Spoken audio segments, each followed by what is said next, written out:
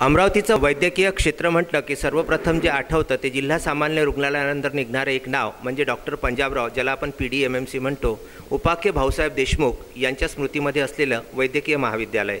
या वैद्यकीय महाविद्यालयाचे नवनियुक्त असलेले डीन डॉक्टर AT देशमुख यांच्याशी आता आपण संवाद साधणार आहोत आणि त्यांना विचारणा करणार आहोत की या जागतिक मधुमेह दिवसाच्या निमित्ताने ते आपल्याला कुठल्या प्रकारचं मार्गदर्शन करणार आहेत। तर डॉक्टर AT देशमुख वैद्यकीय महाविद्यालयाचे जे डीन आहेत ते आपल्यासोबत आहेत। सर, मला आपल्याला एक प्रश्न असा विचारायचा आहे की आपल्या पंजाबराव उपाख्य भाऊसाहेब देशमुख वैद्यकीय महाविद्यालय आणि रुग्णालयामध्ये मधुमेहींसाठी आणि बालमधुमेहींसाठी कुठल्या प्रकारची वेगळी व्यवस्था करण्यात आलेली आहे आणि त्यामध्ये नर्सेस ज्या आहेत आपल्या त्या कशा प्रकारचा सहभाग देतात आणि त्यांच्यासाठी या मधुमेहींसाठी आपण कुठल्या प्रकारची व्यवस्था करतो? नमस्कार. जसे आपणास आत्ता डॉक्टर मिलिंद जगताप यांनी सांगितले आहे की मधुमेहाच्या केसेस दिवसेंदिवस वाढत चाललेले आहेत आणि पंजाबराव देशमुख मेडिकल कॉलेजमध्ये देखील बरेचसे दीर्घ आजाराचे रुग्ण तपासणीसाठी व ट्रीटमेंटसाठी येत राहतात।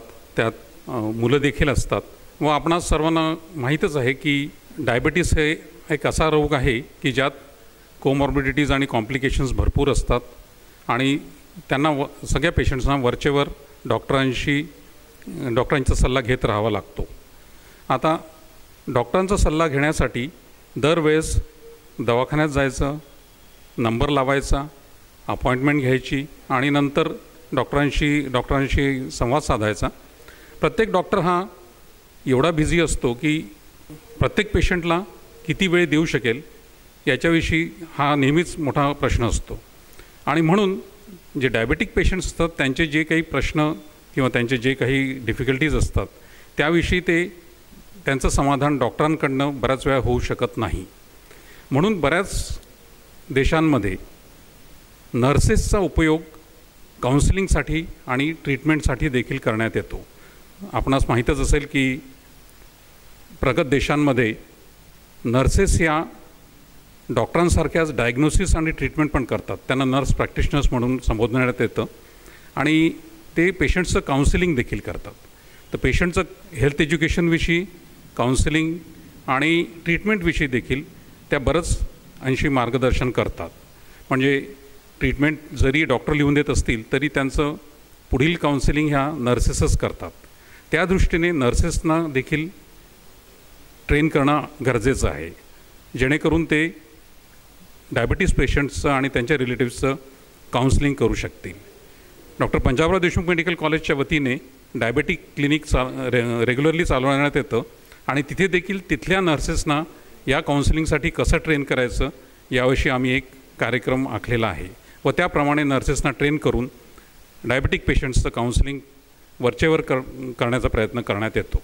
नेमकं जर आतापर्यंतचा एकंदर कार्यकाळ बघितला तर वर्षभरामध्ये आपल्याकडे जे येणारे डायबेटिक पेशंट्स असतात किंवा मधुमेही ज्यांना आपण म्हणतो ते असतात, तर यांची एकंदरीत आकडेवारी जर बघितली तर आपल्या PDMMCला असे किती रुग्ण असतील अंदाजे? एक्झॅक्ट फिगर तर मी सांगू शकणार नाही, पण जसं की सर्वश्रुतच आहे की डायबिटीसचे पेशंट्स आता एवढे वाढत चाललेले आहे आणि आताच डॉक्टर मिलिंद जगतापने सांगितलं की 10 पैकी 1 पेशंट तरी डायबिटिक असतोच। त्यामुळे नंबर जरी मला माहीत नसला एक्झॅक्टली तरी न्यूमरिकली भरपूर पेशंट्स डायबिटीसचे येतात। डायबिटीसच्या कॉम्प्लिकेशन्सचे देखील भरपूर पेशंट्स आमच्याकडे येतात आणि या सगळ्या पेशंट्सना काउन्सिलिंगची नितांत गरज असते व ती गरज नर्सेस भागू शकतील असा आमचा समज आहे। म्हणून त्याकरता आम्ही नर्सेसचं स्पेशल ट्रेनिंग डायबिटीसच्या बाबतीत करायचं प्रयोजन केलेलं आहे। वैद्यकीय अधिकारी किंवा डॉक्टर हा प्रत्येक व्यक्तीला पाहिजे तितका वेळ देऊ शकत नसल्यामुळे पंजाबराव देशमुख वैद्यकीय महाविद्यालयामध्ये सुद्धा आणि रुग्णालयामध्ये सुद्धा वेगवेगळ्या रोगांच्या आजारावरती वेगवेगळे काउन्सिलिंग करण्याची जबाबदारी डॉक्टर्सनी नर्सेसवर सुद्धा टाकलेली आहे आणि पंजाबराव उपाख्य भाऊसाहेब देशमुख यांच्या वैद्यकीय महाविद्यालयामध्ये सुद्धा अशा प्रकारचं एक युनिट सुरू झालेलं आहे असं या महाविद्यालयाचे डीन असलेले डॉक्टर AT देशमुख यांनी आपल्याला सांगितलं आहे।